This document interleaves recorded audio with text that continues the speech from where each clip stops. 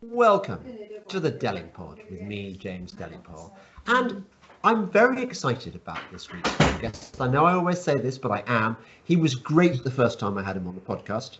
And so much has happened in that short space of time. Welcome back to the Delingpole, Simon Dolan. How are you, mate? I'm good, thank you, James. Very good indeed. Since we last spoke, you have become, I think, well, you ought to be a national hero. You probably haven't been a national hero because our media doesn't really want to tell your side of the story as much as it should. But you were partly responsible, weren't you, for knocking some sense into the British government regarding this crazy COVID lockdown?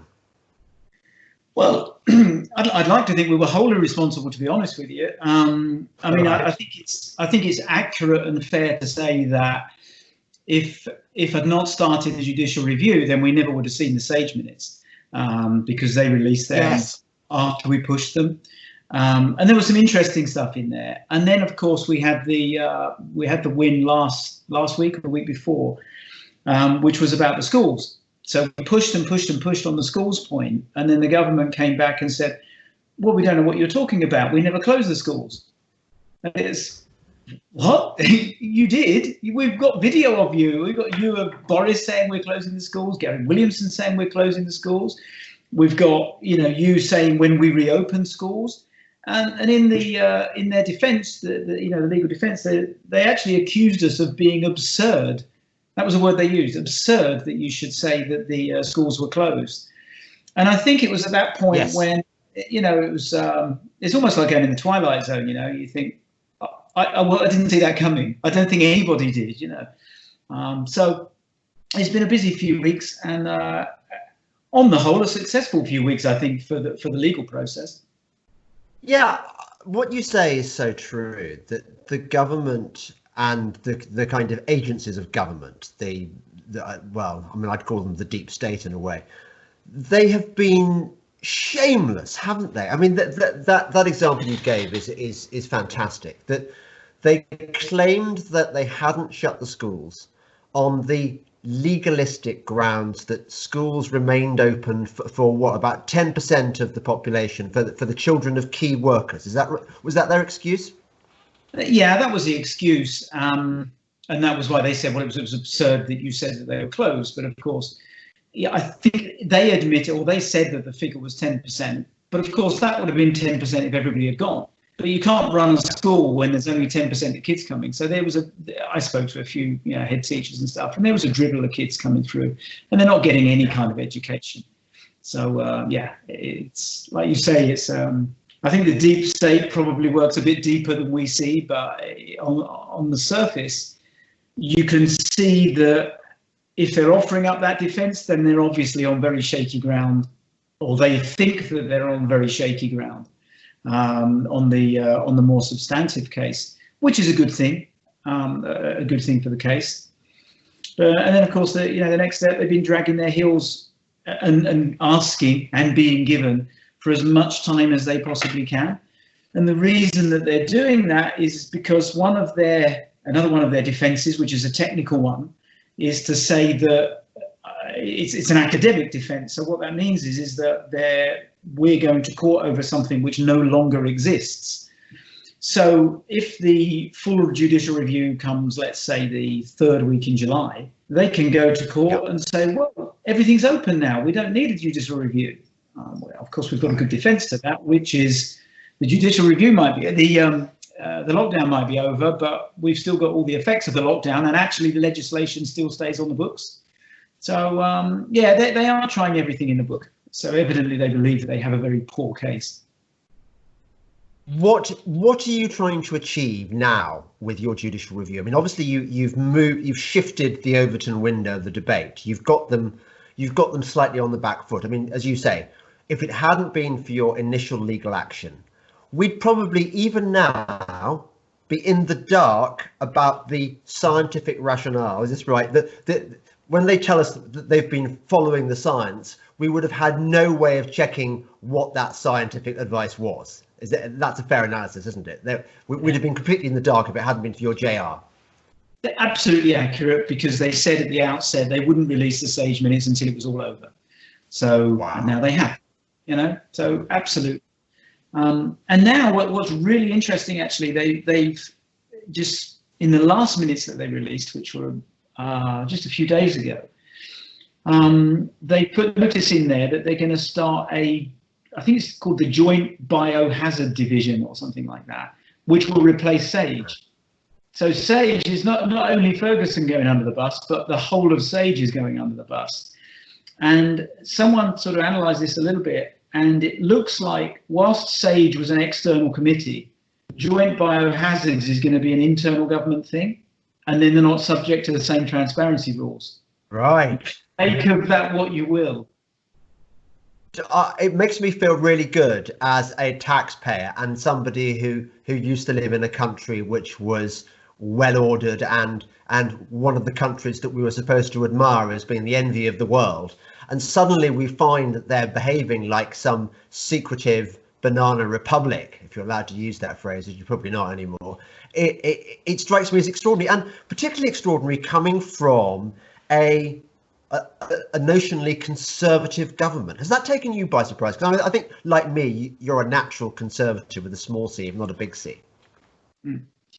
Yeah, not a little bit disappointed, perhaps not entirely surprised, but not a little bit disappointed. Yeah.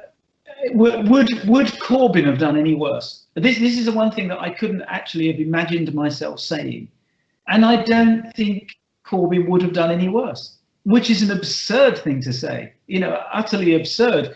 When I last spoke to you, in fact, I would have agreed, Britain is one of the, probably one of the best countries in the world to live, for all its faults, in a stable government. And I actually felt at the time that Britain was probably the best placed country in Europe to come out of this reasonably well. And now I think we'll probably come out of it really badly, really, really badly. In fact, I struggle to see a way out of it in the near future. And I think most economists are looking at that. First of all, it's going to be a V-shaped recovery, and then it's going to be a W-shaped recovery. Whether that second blip up ever comes, I don't know. You could be in a situation like Japan where it just flatlines for the next pick a year. Somebody annoying is waving at the door. Go knock on the door. Right. Okay. Well, that's fine then. Bloody hell, annoying. So that's distracting me. Have you personally been poring over the Sage minutes? I can't say I have, but one of the stories that seems to have emerged, which is quite unexpected, I think, that actually at no stage, at least as far as the records show, did any of these Sage people say you must impose the lockdown. Even I think Neil Ferguson did not say that a lockdown was necessary. So in other words, this is government generated, not science generated. Is that what you found? Yeah, I think so. I couldn't see. I mean, bear in mind, there's 50 people on that committee, and about half of them are behavioural psychologists who've got nothing to do with, the science of this. But yeah, I think a lot of them basically said that a lockdown, because of course it's never been done before, a lockdown was unnecessary. And yet, as you say, they just went ahead and did it anyway. But what's interesting now is that, there's quite a few members of SAGE saying that they're releasing the lockdown too early. Well, what's changed then? If you didn't recommend it before, why are you recommending it now? It doesn't make a lot of sense. And this is what happens, I think, when you have 50 people having input into a decision. It's a committee. Yes. It's committees don't build anything. Yes.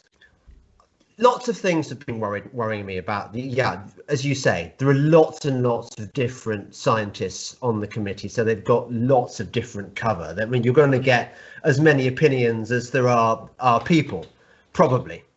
But one of the things I've noticed, I don't know whether this has disturbed you as well, and actually the excellent Sherelle Jacobs made this point in her Telegraph column today, which is the narrative seems to have taken hold and is being very, very heavily promoted by the chief medical officer, Chris Whitty, that we cannot return to normal until a vaccine appears. Now, I don't know about you, but that terrifies me. I mean, apart from the Bill Gates inflicting his kind of experiments on you element of it, it's just like what it's saying is we cannot get our economy back until the possibly unlikely event of a vaccine, a safe vaccine being trialled, which certainly won't be this year and possibly not ever. How does that make you feel as a somebody who wants to do business in the UK? Suspicious, because they know that it takes, well, it's 8 to 10 years to get a decent vaccine, isn't it? And the last vaccine that the government rushed out, I think it was for SARS. They paid 60 people $1 million or £1 million each in damages because it ruined their lives, basically, when they gave them this vaccine. And subsequent to doing that, they changed the legislation that says that there will be no payouts in the event of a pandemic. This is all, this is all in legislation. So no payouts to whom on the basis of what? If there's a vaccine that goes wrong. Yeah, if there's a vaccine that goes wrong and you're damaged by it, then there used to be compensation for £1 million. And now they've taken away the necessity for them to give you a damages payout if there's a pandemic.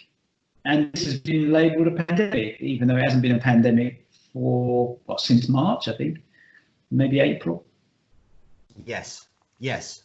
So you must have look. I mean, one of the pleasures of doing this this judicial review must be that you've had an inside track. You must have had deep throats and stuff telling you stuff that you wouldn't otherwise have learned. I mean, do you get the vibe that there is a resistance within the government or the administrative state at all, or are they all going along with this tripe?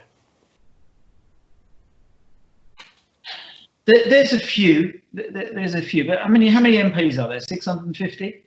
How many of them spoken out against it? None. As far as I can see, there was a couple. I mean, David Davis, Steve Baker, but they've gone very quiet. They started off being a little bit, sort of spunky about it, and then they've just been battered. And whether they've been battered by the whip or whatever, I don't know.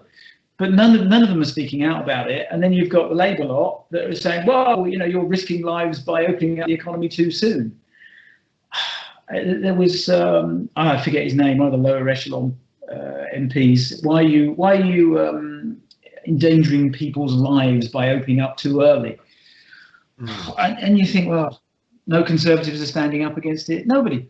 I put a tweet out the other day. It said, if there's any MPs anywhere that don't agree with this, can you give me a shout? And there's not been one. Nobody at all. So that worries me. Yes. Every journalist I've spoken to, literally every journalist I've spoken to recognises that it's an absolutely awful idea and they have to get lockdown finished. Every single one.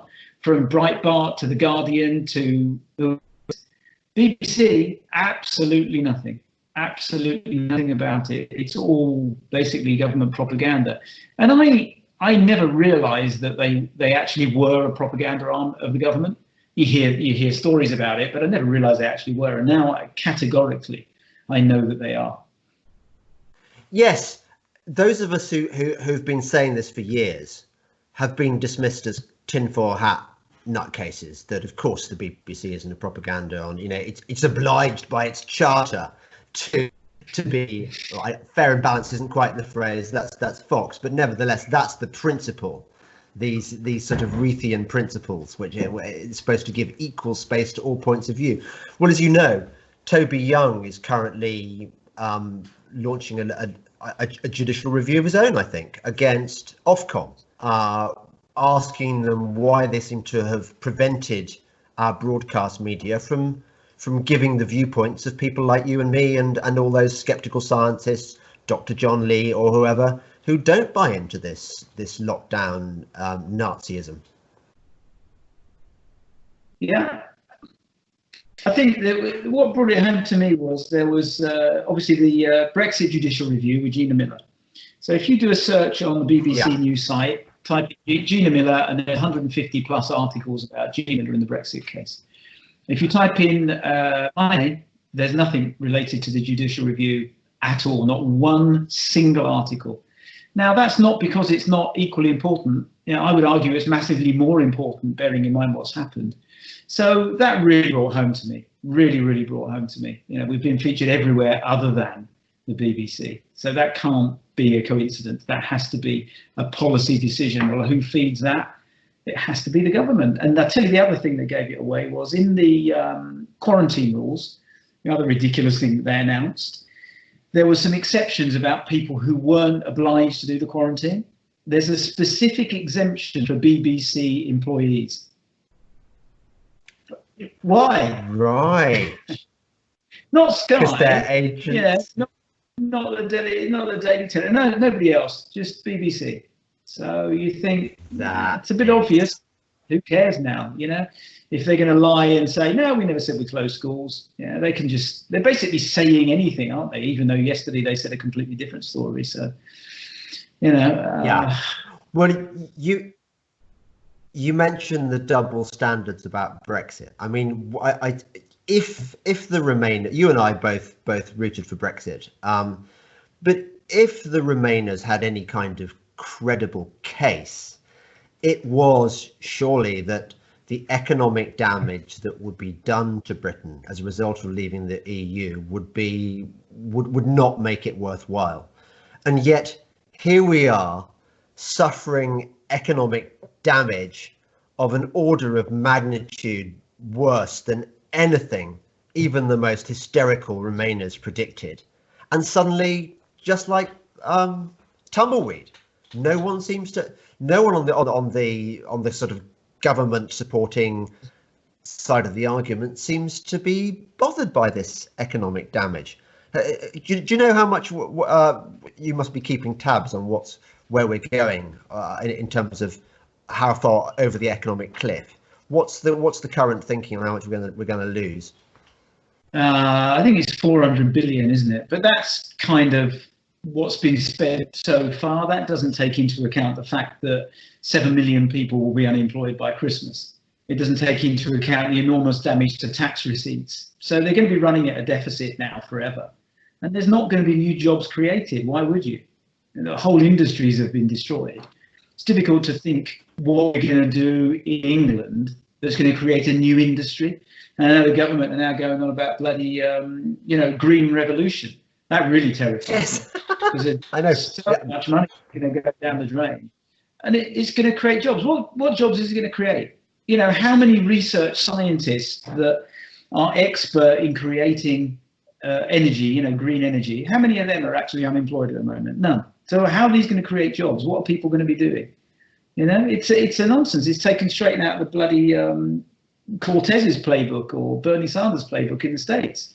Print a load of money, we can reset the world, and we can all be sitting in some socialist utopia, which will probably work just as well as that Chad's place or whatever it's called in Seattle that collapsed after 2 weeks or 3 weeks of them governing themselves, which did make me laugh. I think we should just do that. Let all the socialists have all their little bit of land, let them farm it themselves, and look after themselves, and don't worry about there's no police or ambulances allowed in.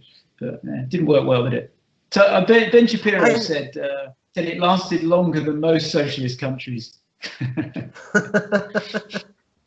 Yes, on the subject of green jobs, I don't know whether you've come across the research of a Spanish economist called Gabriel Calzada Alvarez at the University of Rey Carlos in Madrid.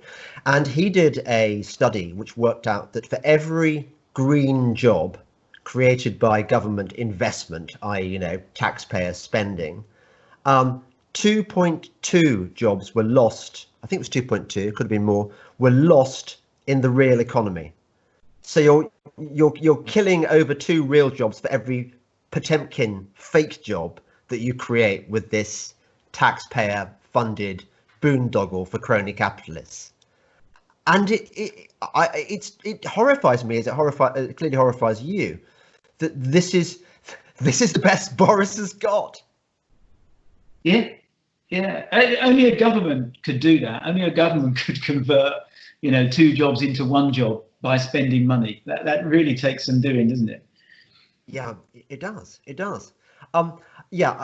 I've actually given up reading the paper in the morning because it infuriates me so much that even right-wing newspapers have gone left-wing. But my wife reads me little bits of, and she was reading out to me today some of the measures that that are being introduced in this supposedly post-lockdown world.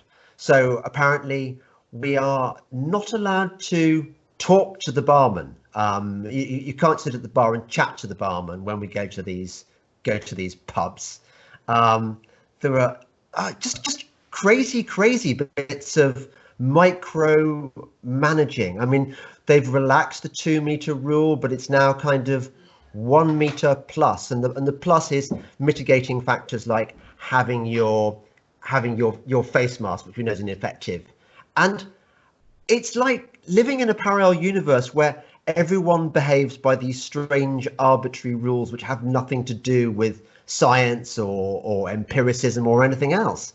And you're about the only guy fighting this. I mean, or one of the few. Yeah, that surprises me. I'm really surprised actually that no one from business has joined or done something. Well, there's Luke Johnson. Who else is there? Yeah, but there's not actually. It's a little bit like Sumption, you know. There's a few people that have written about it, but no one's actually really doing anything. There are a few, but I don't know why. What it should be is trade bodies. Trade bodies should be going to the government, and they're the ones that have real power because they've got a lot of members. But where are they? You know, where's the trade body for aviation? Well, I'll tell you where it is, because I've got an aviation company. I'll tell you where it is. They just sat there with their hands out.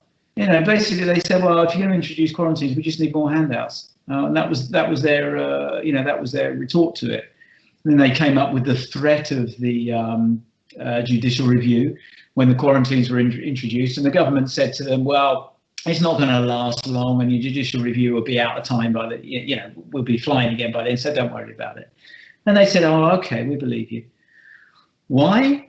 Yeah, these are corporate guys, and they're going to have a job whatever happens. It's not them that's going to lose their job. They'll still get their bonuses. They'll still get their big salary. Company goes bust, they'll just walk into another job. The poor, BA, for example, 12,000 people that have been laid off, they're not going to get another job. Aviation is finished the way it was. There can be far more streamlined operations now. So, I don't know. You've got money in. You're exposed to the aviation industry, are you? Yeah, not in the same way though, because we charter planes out rather than sell seats, which is a completely different ballgame. It's not that it hasn't hurt; it has a lot, but not in the same way. Not in the same way, and we've no debt, so that kind of makes a big difference as well. But aviation is not the only one. The entire hospitality industry, for example. Yes.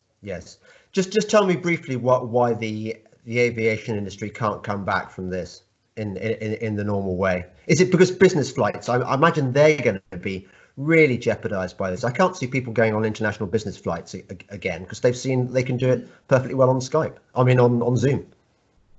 Yeah, there's partly that. I mean, I don't know how you find it, but for me, Zoom, you probably get 5% of the value of a face-to-face meeting. So I think you won't, you'll only do the really necessary ones. But you would imagine if you were taking an international flight, then that probably was a necessary meeting anyway. It just depends on how many, how many hoops they make you go through. I think the long haul passengers, just people going on holiday, they're not going to sit and wear a mask for that whole time. So they'll probably sit at home and go on holiday, staycations, which will be great for the internal economy, but not so good for everybody else. Businesses, there's simply going to be less business people. So there's going to be less business, therefore less business people. And airlines work, they need to be, it depends, but it's sort of 70% full, 80% full on flights to start making money. Yeah.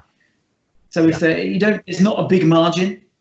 So if there's few people go, then all of a sudden the flights are losing money, and there's no quick way out of aviation. It's enormous capital costs. So then that goes down the whole supply chain. There's a massive amount of different suppliers that supply aviation companies, which will all get taken out. So let's say BA goes bust or something, then that's another 1,000 companies underneath them probably gone bust, and on it goes. Do you know what it sounds to me, Simon, like you're not recommending that airline shares, even ones that are kind of people have been tipping like Delta, are a buy right now, even at these prices. Is that, well, I think is that it's what you think? funny enough, I didn't buy them myself, funny enough, but I tipped American Airlines when they were about, I forget now, $8 or $7 or something like that, on the basis that they're never going to be allowed to go bust. And in America, the American government can't take a stake in them. So you knew they were going to be bailed out, and it wasn't going to dilute the shareholders. So they were probably a good punt. But in the UK, it'd be different. Anywhere across Europe, they're just going to get nationalised. And I know they say, "Oh, we don't want to nationalise businesses." You do actually want to nationalise businesses. That's exactly what you want to do.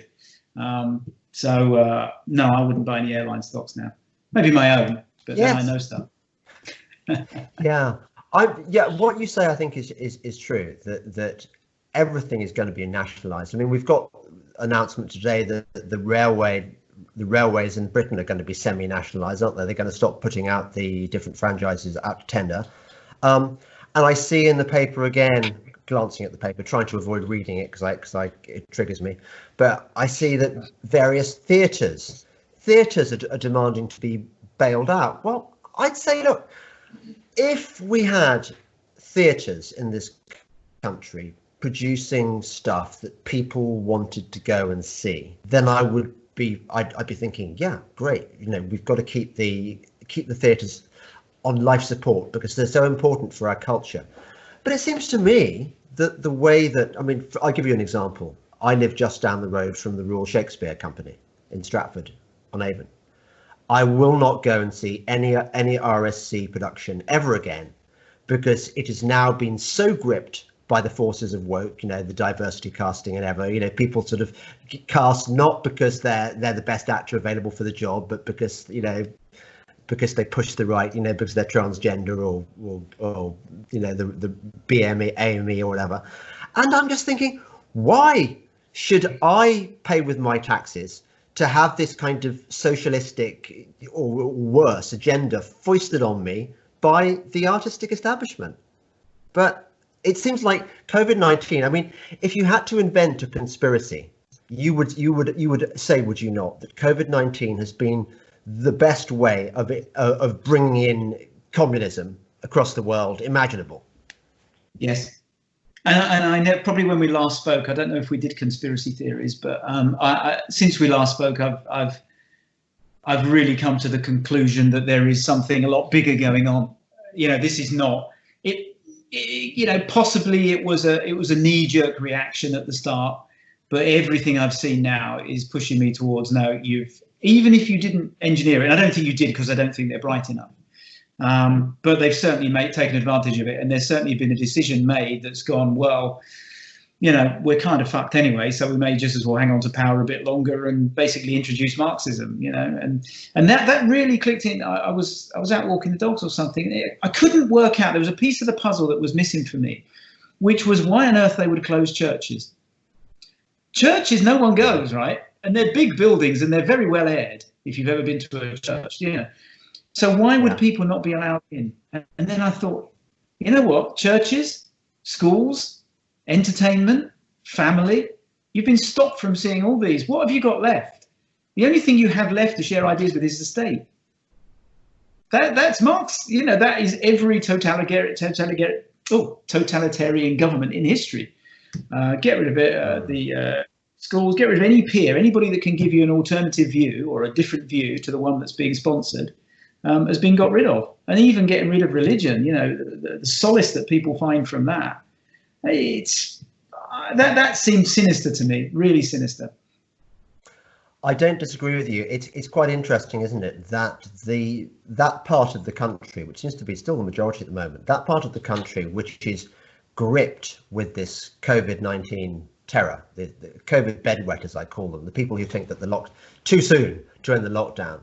They seem to have spent their time religiously watching these conferences, or what are they, where you have different government ministers appearing in association with members of the SAGE committee and holding press conferences. I haven't watched a single one, I'm proud to say. Why would you want to be fed propaganda? But lots of people seem to have been watching this stuff quite religiously, like this is where they get their information. Yeah, I think since Celebrity Big Brother got kicked off, maybe this is the next thing, is some sort of weird reality TV show that they're all living in, isn't it? And, they're now at home, they're being paid on furlough up until October. Or if you work in the civil service, you're getting paid anyway, your job's safe. If you work anywhere in government, your job's safe and you can just work at home. If you're MP, in fact, you got a £10,000 bonus for working at home. And so, why would it be a bad thing? Why would you want it to end? Which is what fascinates me when it does end, come October, and you know exactly what's going to happen. All these people are out of work. They're going to blame the government. And what are the government going to say? Well, yes, because of COVID, we really ought to help you out a bit more. So maybe we ought to extend benefit, do this or do that. We will make you more and more reliant on us. Yes. Again, so before I move on to your answer to that, tell me what your favourite. You're talking about how you're being more inclined towards conspiracy theories. What's been particularly bugging you on that line? Is it the vaccine thing or what? Or is it constantly trying to figure out whether Bill Gates is actually some, evil madman, or whether I don't actually think he is, right? So maybe I'll change my mind in a few weeks. But I actually think that as a mathematician, let's say, as a guy who likes numbers and likes computation, I think he realized that vaccinations probably save more lives around the world than they cost. And I don't think that's a controversial thing to say. It might lead to other things, but generally speaking, they have saved, wiped out some illnesses, and they have saved a lot of people, I think. So he's put all his money into vaccinations because he thinks that's how he can help the most amount of people for the, best return, bang for the buck. So the man as wealthy as he is, and a foundation as big as it is, there's no real conspiracy that his name's all over everything to do with vaccinations. He funds everybody in that. So I know it appears as though everything goes back to Bill Gates, but I just think it's the wrong way around. Everything comes from Bill Gates because he funds everything to do with vaccinations. But it's compelling. It's compelling when you look at it. So I can see really easily how people can get dragged down into it. But I'm always a bit of a contrarian anyway, so I always look for the opposite side, and that was where I came down on it. You can give me some insights here, Simon, because you're not short of a few bob yourself. I mean, you're obviously not Bill Gates rich, but you're definitely rich enough, I'd say, not to need to work again unless you wanted to. So tell me, when you get to that level of richness, why do people still want more? I mean, why does Bill Gates want to get richer? Why doesn't he just kind of settle back and just kick his heels and, I don't know, watch Netflix? Because past the number, like you say, when you know that you don't have to earn any more money, you have a choice. Yeah. And I always liken it to, you imagine a footballer. And he loves playing football, and he's won the World Cup, and he's won the FA Cup, and he's done this. So why would he ever want to play football again? Good, because he loves playing football. He's going to be gutted when he gets to 35 and has to retire. That isn't. Yeah. It's not a nice thing for him. And I think it's the same with business people. I really love doing business. It's not a question of the money. The money, of course, is the equivalent of goals in football. The money is the score. So I guess that's what drives people, and it's all as well. So I get that drive. I do. I think he's gone wrong. I think the whole altruist thing is terrible, but that's completely another discussion for another day, I think. We've got to talk about. We've got to talk about one of your particular concerns, which is this issue of the new regulations regarding insolvency. You're very worried about this, about the government sort of making it harder to be declared insolvent for the duration of the lockdown. Well, when you say harder, you mean impossible. Companies cannot be insolvent, and it's not for the duration of the lockdown. It's for ever. So this has one end date. Legislation. They're changing the insolvency rules. What they are saying is that if the potential insolvency, if the business upset was caused by COVID, then you fall under these new rules. Well, of course, it doesn't take much imagination to see that anything that happens in business for the next 10 years is going to be down to COVID, isn't it? You know, in 2020 we had that, which caused this, which went that, and that is, in and of itself, that's quite a worrying thing, because at the top of an insolvency, you've got a company that can't afford to pay its debts. Underneath all that, you've got the poor sods who are owed money, the creditors. And before this bill, and I don't think it's not become law yet, but it will, of course, the creditors had a say over how the company was then managed, how the money that was left in the company was then managed. So the creditors would be able to vote on a repayment plan. So let's say a BA, just because I've got it written down, but let's say BA go bust, or go on to insolvency, and then all the creditors say, well, okay, then we want 60p in the pound or whatever. If 75% of the creditors agree to that, then that would go through and they'd get their 60p in the pound over a period of time. Now, with these new rules, even if 75% of the creditors don't agree, BA or whoever can just go to court, and then the court decides what's best for the company. Not for the creditors who have been working for nothing or will be working for nothing. So that's pretty bad. You're taking the decision away from the people who have actually lent it money or have put goods into the business or put services into the business. You take that away and give that to a court. The really scary thing, which I couldn't actually believe when someone pointed it out to me, was that during this period, it's called like a moratorium, I think they're calling it, when you're not allowed to sue them, suppliers are compelled to continue supplying to the company that's in trouble. Compelled? Yeah, you see, look on your face then. You can't believe it either. And it's absolutely true.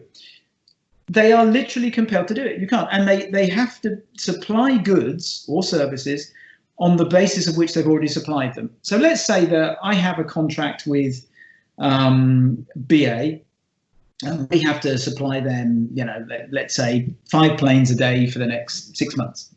And then all of a sudden they don't pay us and say we're in this moratorium. We'll have to continue supplying them the planes on whatever credit terms we originally agreed. In aviation, typically with a big company, they'll screw you on credit terms as much as they can. So that might be, they might not pay for 60 days. So we would then have to supply them for 60 days, knowing full well that probably you ain't going to get paid at the end of it. So what do? I then kick the ball down to my people I owe money to and say, well, I'm going to go insolvent now as well. So we'll do the same thing. And on and on and on it goes until it gets to the small company who are exempted from these regulations, so they don't have to supply. No, I don't believe it. The only thing this will do is kick the ball down the road for a month or 2 months and take more people out of the equation. Now, why would anyone in their right mind do that? Well, they would probably do it if they didn't want the numbers to look absolutely dreadful as soon as they came out of lockdown. So what this will do is it will flatten the curve of insolvencies, if you like. So the insolvency will be more measured rather than a huge spike. And that, for me, is the only, unless they are, the people who do this are absolutely commercially retarded, there's no other reason that this could come up. It's the worst thing I've ever seen. It's in terms of legislation. It just really is. It's shocking, actually. Do you know who invented this? Who proposed this bill? No, I don't actually. That's a good question. I don't. It does strike me as bizarre that do they not have people, with calculators or people with business experience or whatever to say, I've got this idea that we can reduce insolvencies.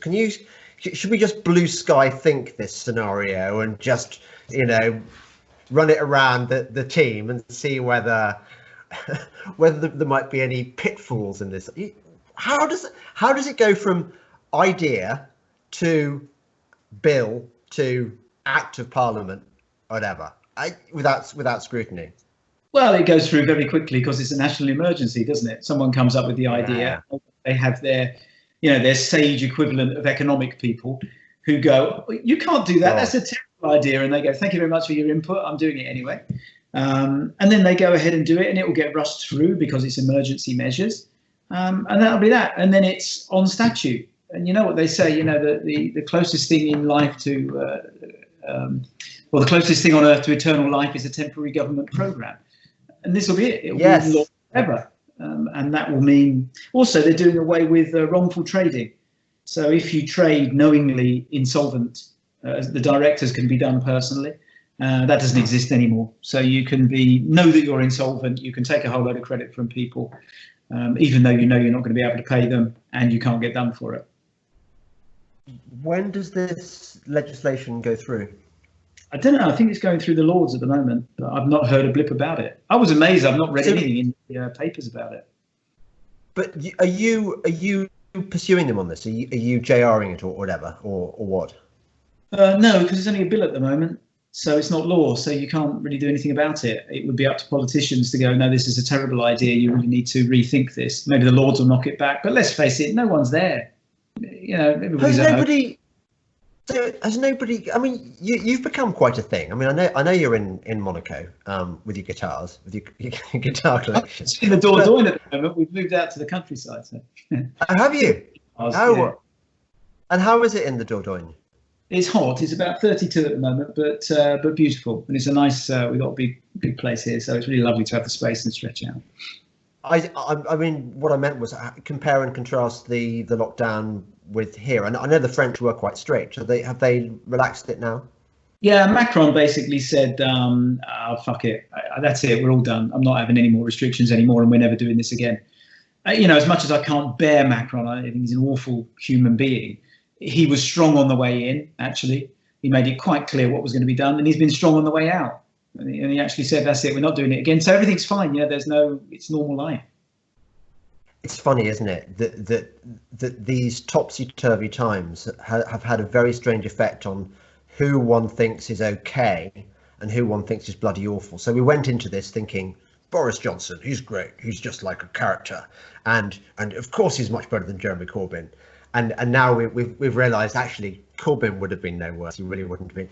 And in the same way, we went into this thinking little tosser character Macron. He's so annoying. He's like those Frenchmen in Monty Python and the Holy Grail. Sort of your mother smells of elderberries, and all that. And typical bloody annoying Frenchman. And now we think Macron, he's kind of our guy, despite everything. He went for it. I mean, he tried to draw France back a little bit from essentially far left. He tried that by suggesting that they might increase the pension age by a year, and of course they rioted over that. That was what the whole Gilets jaunes, the yellow vest thing, was all about. So they rioted for a year about that. And I think then when the COVID thing came in, he realised that he was never going to change France. He was never going to take them to the right.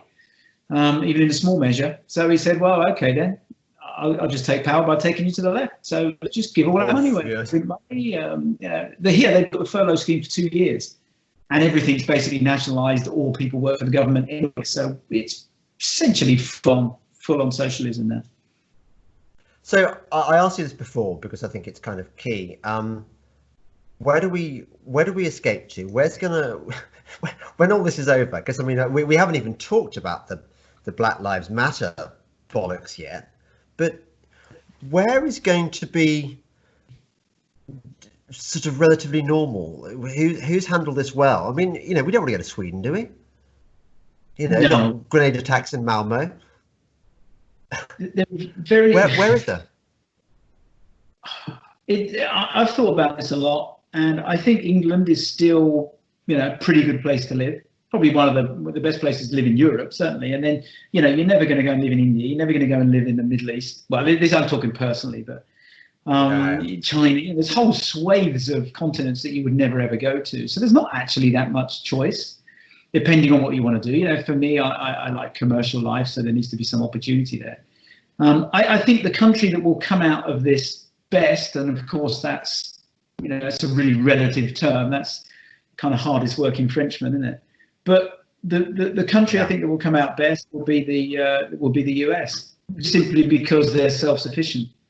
And I think with China closing down, all the manufacturing jobs are going to come back into the US. So I don't think the unemployment will be such an issue. In Trump, you have a capitalist, whatever you might think of him. So they're not going to go down the socialist route. The money that they put into the economy to businesses was in the form of grant rather than loans. and everybody was just given the money rather than loaned the money. So you're not going to have some enormous debt bubble coming up. So assuming Trump wins by a landslide, and I can't imagine anything other than that happening. We've got, another, 4.5 years of that, whatever that may bring, but it will certainly, and you imagine, I mean, we were talking about Corbyn earlier, but you imagine you had Clinton in. Now America would be it would have been handled so differently. They would have all still been shut down. Thinking about. It really doesn't. It really doesn't. So yeah, America, I think will come out of this best. How best that is, I really don't know. Yeah, I mean, even with a red meat kind of conservative in the Oval Office at the moment, even then, we've still got America slightly enthralled to this very dodgy geezer, Anthony Fauci, and the whole kind of big pharma deep state, as it were. There's always one character, isn't there? There's always one character in every country. There's always the kind of evil villain guy, and you don't know whether he's a good guy or he's an evil guy. Funnily enough, they always look evil, but you never know quite sure whether they're fighting for the people or not. But now the science is pretty much settled. This thing isn't that bad. It's not that infectious. It's not going to kill most people, and it's no worse than a seasonal flu, a bad seasonal flu. So why is everybody still in a flap about it? We had bloody riots and everything, and people going down the beaches. Lots of people congregating for all sorts of different reasons. 2, 3, 4 weeks ago, there's no second wave. There's no loads of people getting it. There's a few spikes in America now because everything's got back, pretty much to normal. But it will. People have been locked up, so when they go and mingle again, they're going to catch colds and stuff. They're all. Do you have a theory on why, given what you just said, given that it's obvious to anyone who is capable of reading an article on Toby Young's Lockdown Skeptics, anyone who's heard a conversation with Dr. John Lee or any of the other people who've spoken out against this stuff, I mean, the evidence is there now. It's clear that this is no worse than bad seasonal flu, which is bad but not worth shutting down the economy for. Why do you think that Boris Johnson and co are still pretending that this is really bad? Because they're weak. That's all. That's the only thing I can really think. Unless they are, really evil or really intent on bringing Marxism into the UK, which I really don't believe. I think they're just weak. They cannot possibly admit that they made a mistake. And if you can't admit that you've made a mistake, then you have to make it appear as though there's some really scientific reasons for why we're coming out. And I think that's why you get the whole 2 meter bollocks and 1 meter and this and that and the other. Because, if you say, like Macron did, well, yesterday we had at home the beach just outside. One day you weren't allowed on the beach, and the next day the beach was packed. Well, what happened in that 2 minutes at midnight that enabled everybody all of a sudden to be safe? Well, of course, nothing happened. It just had to be some arbitrary deadline. I think people would recognise that. But this constant, we have to be really vigilant and second wave and this and that and the other, is just, it makes it worse. It's taking the sticking plaster off more slowly, isn't it? Rather than just going, that's it, all right, we're done. We made a mistake. We probably hung on a bit too long. And you know what? I think he would have so much, or he would have had so much respect if he'd have actually done that. Guys, it would have been so easy. We listened to the scientists. Actually, we probably overreacted. The great news is, thank you ever so much. We did save the NHS. Maybe we saved some lives, but now we can crack on. Everybody go back. You're really safe. It's okay. If you're really old and poorly, stay inside. That's all you needed to say. Yeah.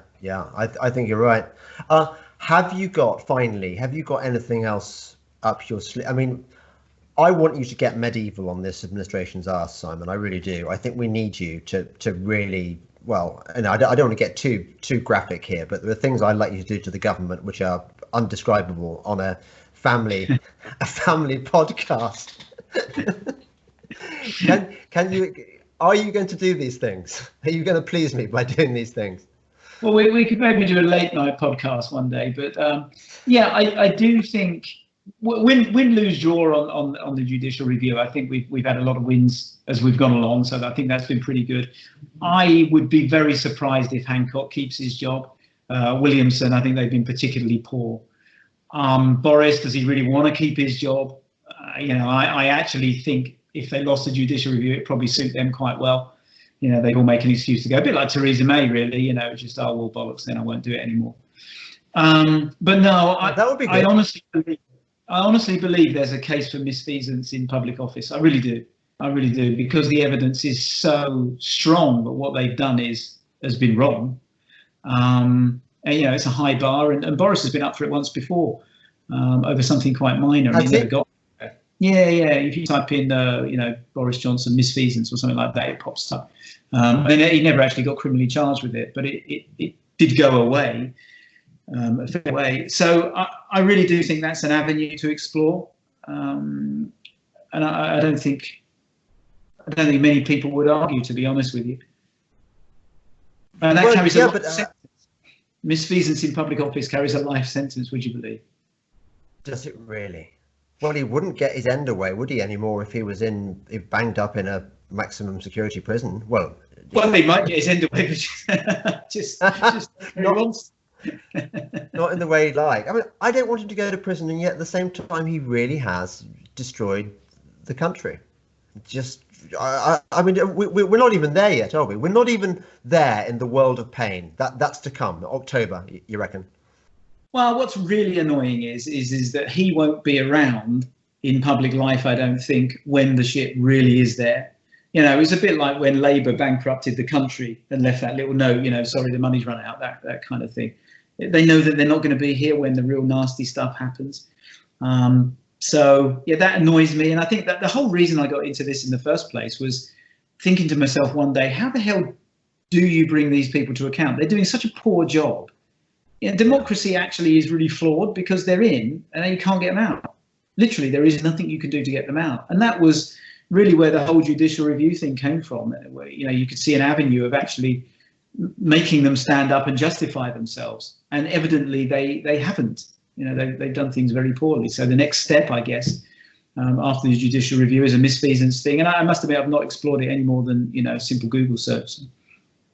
But you would consider that? Oh, for sure. If I went to the lawyers and they said there's a case, I'd be all over it, and I would crowdfund it, and we would get thousands of people. I think absolutely thousands of people. And the other thing I want to do is to start trying to repair some of the damage to the businesses. These people have been forced to take loans out. That's a protection racket to me. You can't trade, but here's a loan. Okay, the interest rate is low, but you still got to pay it back. So I want to start doing something on that, and that will depend on. Now, explain that to me. I'm not aware of this. Tell me what the deal is here. Well, I believe that if we win the judicial review, that will turn out that everything the government's done is illegal. If what the government done is illegal, if you've illegally closed someone's business down, but you forced them to take a loan out from you, i.e. the government, and you have to pay that loan, there must be some claim that you can make to have that loan waived. So that's what I'll be exploring as well. I think the whole, I've set this thing up, Keep Britain Free, which has got a huge amount of support actually, because like the lockdown is one thing, but it is it was kind of what's the word for it? It was kind of the pinnacle of the way everything was going. A more and more of a nanny state. More and more trying to interfere in everything you do, more and more regulations, more and more restrictions on free speech and so on. And this just accelerated it probably by 5 years or, maybe a bit longer. So I see the way out of this is getting enough people to see what's actually happened. i.e. you've been locked up, you're told who you can see, where you can go, who you can have sex with, what you can see, what you can read, what you can think. How did we get here? We need to fight back against this. Otherwise, the next step is a really dark place. So, there's lots to do, lots of work to do.